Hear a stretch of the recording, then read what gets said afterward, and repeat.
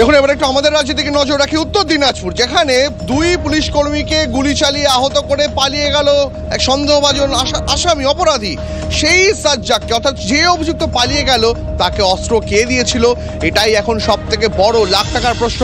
পুলিশি তদন্তে এখনো পর্যন্ত যা উঠে আসছে, এই সাজ্জাককে অস্ত্র দিয়েছিল আর এক দাগি অপরাধী, যার নাম আব্দুল।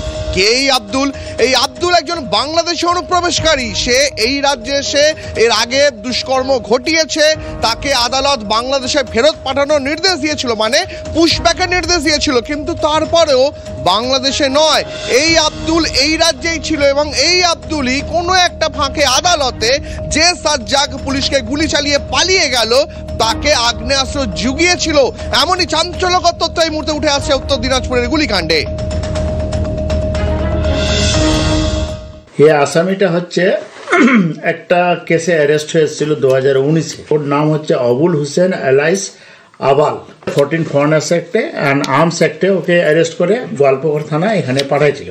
ওকে 3 বছর কনভিকশন দিয়ে 50,000 টাকা ফাইন, 2 ইয়ার্স আরও পানিশমেন্ট দিয়ে ওদেরকে পুশব্যাক করে দেওয়া হয়। সে সময় এ অ্যাকিউজ সাজ্জাক আলম, যে মেন অ্যাকিউজ আছে, ও হচ্ছে 20/10/2019 তারিখে অ্যারেস্ট হয়। কালকে এখানে কোর্টে ওর দেখা, মানে কোর্টে হচ্ছে ওকে দেখেছে, ওকে বুঝে যাচ্ছে কি ওর সঙ্গে ও কালকে কথাবার্তা করেছে, সেই জন্য ওকে হচ্ছে এই কেসে ও সহযোগিতা করেছে ওকে ভাগানোর জন্য। গোয়ালপুর অ্যাড্রেসটা ভুল, একদম বাংলাদেশি।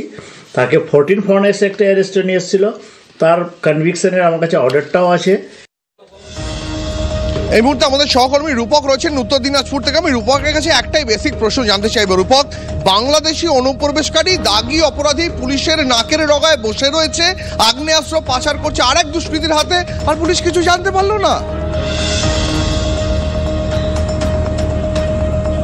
একেবারেই তাই। দেখো যে পুলিশের ইন্টেলিজেন্স যে পুরোপুরি ব্যর্থ, এই ঘটনায় কিন্তু আরও একবার তা প্রমাণ হলো। কারণ একদিকে যখন শাসক দলের নেতারা বিএসএফ এর ওপরে দায় চাপাচ্ছেন, বিএসএফ এর ব্যর্থতার কথা বলছেন, অন্যদিকে ভেতরে থেকে এই রাজ্যের পুলিশ কি করছিল বা পুলিশের গোয়েন্দা কি করছিল, সেই প্রশ্ন কিন্তু সমান্তরালভাবে থাকতেই পারে, উঠছেই। কারণ এই যে আবাল, যার বিরুদ্ধে অভিযোগ এই অস্ত্র সরবরাহ করার, তাকে কিন্তু প্রথমে রায়গঞ্জ জেলে রাখা হয়, সেখান থেকে তাকে বহরমপুর জেলে পাঠানো হয় বলে কিন্তু আমরা জানতে পারছি। এবং রায়গঞ্জ জেলে থাকার সময় কিন্তু এই সাজ্জাকের সঙ্গে কিন্তু এই আবালের ভালো বন্ধুত্ব হয়, ভালো ঘনিষ্ঠতা হয়। এবং পরবর্তীতে যেমনটা সরকারি আইনজীবী দাবি করছেন যে এই ঘটনার দিন, গুলি চালানো ঘটনার দিন কিন্তু এই অভিযুক্ত আবালকে ইসলামপুর কোর্ট চত্বরে দেখা গিয়েছিল। তাহলে সেই ক্ষেত্রে পুলিশের গোয়েন্দা দপ্তর বা পুলিশ তারা কি করছিল, কেন পুলিশের নজর এড়িয়ে গেল, কিভাবে যদি চাদরে মুড়িয়েই যদি কোনো আগ্নেয়াস্ত্র দিয়ে থাকে, তাহলে সেটা কেন উঠছে যে একদিকে যখন অশান্ত বাংলাদেশ অনুপ্রবেশের বারবারন্ত ঘটছে রাজ্যে, তখন কেন পুলিশ সেই আবহেও একটু বাড়তি সতর্ক থাকলো না, সেই প্রশ্নটা থেকেই যাচ্ছে। আপাতত তোমাকে ধন্যবাদ রূপক। দেখুন, একদম ব্যক্তিগত এবং পারিবারিক অভিজ্ঞতা থেকে বলতে পারি, যদি কোনো বাংলাদেশি এদেশে লিগালি বসবাস করেন বিবাহ সূত্রে, তাহলে মাঝে মাঝে যে এলাকায় আছেন সেখানকার কমিশনারেট বা ডিআইবি, ডিস্ট্রিক্ট ইন্টেলিজেন্স ব্যুরো, তারা কিন্তু খবর নেয় এবং সে কোন বাড়িতে আছে, যে ঠিকানা দিয়েছে সেখানেই আছে নাকি 3 মাস অন্য জায়গায় আছে। এইটা যদি লিগাল ওয়েতে সম্ভব হয়, যে লিগালি বসবাস করছে, তাহলে যে ইললিগালি এখানে আছে তাকে কেন দেশে ফেরত পাঠানো যাচ্ছে না, এই সন্দেহটা গোয়েন্দাদের মনে জাগে না, বা এইটা তারা দেখেন না? এটা একটা বড় প্রশ্ন। এবং জেলের ভেতরে ছক, তাও আবার বাংলাদেশি, এটা তো উগ্রপন্থী হলেও হতে পারত। এর তাৎপর্যটা ব্যাখ্যা করবেন আমার সহকর্মী সিজার মন্ডল।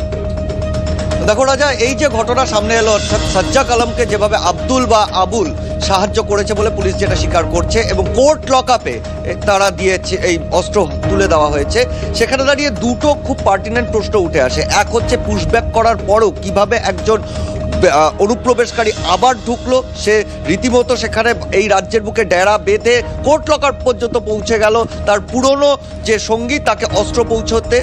আরেকটা বিষয় কোথাও আসছে যে জেল, এর আগেও আমরা দেখেছি মুর্শিদাবাদের জেল থেকে তারিকুল ইসলাম, সেও বাংলাদেশি নাগরিক, কিভাবে জেলে তার সহবন্দী যে তাকে মগজধোলাই করে তার মাধ্যমে জেল থেকে একাধিক নেটওয়ার্ক, একাধিক মডিউল সে অপারেট করছিল। ঠিক একইভাবে সাজ্জাকও কিন্তু জেলে বসে বাইরে থাকা এই আবুলের সঙ্গে যোগাযোগ রেখে এই যে মারাত্মক পরিকল্পনা, সেই পরিকল্পনাটাকে এক্সিকিউট করলো এবং সফলভাবে এক্সিকিউট করলো। তাহলে কোথাও কি এইটাই প্রমাণিত হচ্ছে না সরকারের নজরদারির মধ্যে বসে, প্রশাসনের নজরদারির মধ্যে বসে জেলের মধ্যে সবথেকে বড় অপরাধের পরিকল্পনাগুলো হচ্ছে? তাহলে জেল কর্তৃপক্ষের নজরদারি কোথায়, পুলিশেরই বা ইন্টেলিজেন্স কোথায়? অনেক ধন্যবাদ সিজার।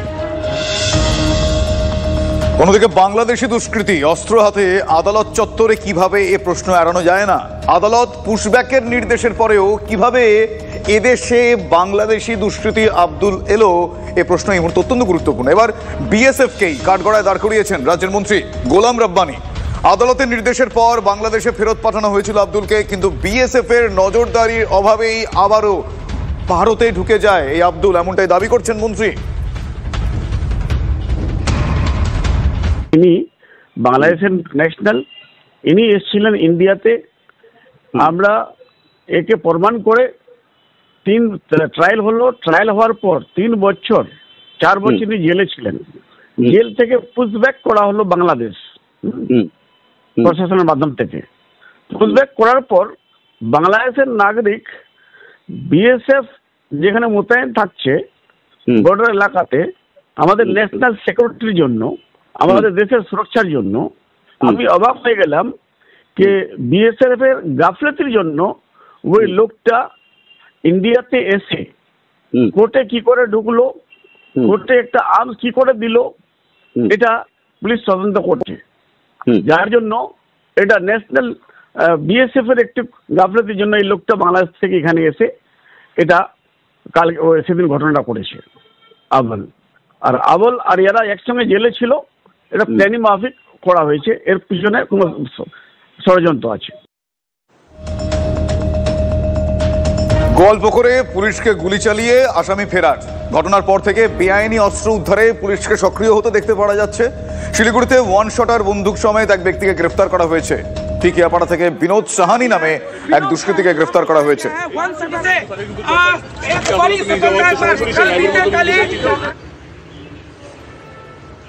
আমি এই বিষয়ে কথা বলবো, আমার সঙ্গে আমার সহকর্মী দীপঙ্কর থাকবেন। তবে তার আগে আপনাদের জানাই, এই গোয়ালপুকুর কাণ্ডের পর বারাসত পুলিশও সতর্ক হয়েছে। বারাসত আদালতে লকআপের নিরাপত্তা ব্যবস্থা সরেজমিনে খতিয়ে দেখতে এসডিপিও আইসি।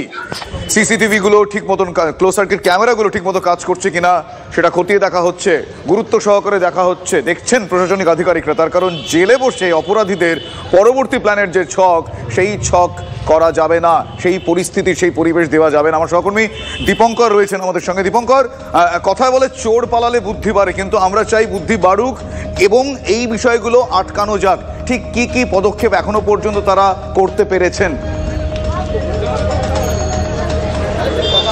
দেখো, একটা ঘটনা সামনে আসার পর পুলিশ যে নড়ে চড়ে বসেছে সেটা কিন্তু বারাসত আদালত চত্বর দেখলে বোঝা যাচ্ছে। আজ বারাসত এসডিপিও এবং বারাসত থানার আইসি তারা আসেন এবং এই যে তোমাকে দেখাচ্ছি আদালতের যে গেট, এটা হচ্ছে বিল্ডিং এর মেন গেট। এই মেন গেটের ওপর একটা সিসিটিভি লাগানো আছে এবং তারপর দেখো গেটে কিন্তু কোনো সিকিউরিটি নেই এবং একই সঙ্গে এই যে আদার্স যে মূল গেট আদালত চত্বরে ঢোকার, সেখানেও কিন্তু কোনো রকম সিকিউরিটি থাকে না, কিন্তু কতগুলো সিসিটিভি লাগানো আছে। সেগুলো আদতেও সঠিক কিনা, সেই সিসিটিভিগুলো কতটুকু কাজ করে, এই সমস্ত বিষয় যেমন খতিয়ে দেখলেন।